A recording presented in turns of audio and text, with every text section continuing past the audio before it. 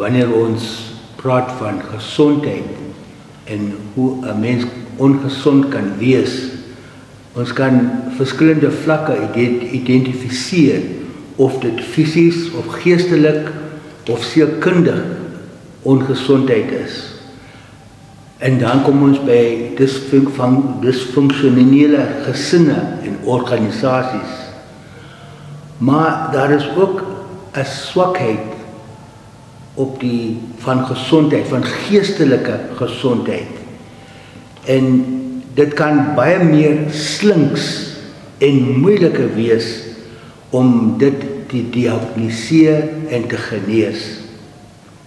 Die vastheid skep 'n geleentheid om geestelike genesing te soek, veral van die slinksheid van trots en die gedagte dat ons beter as almal of as ander is.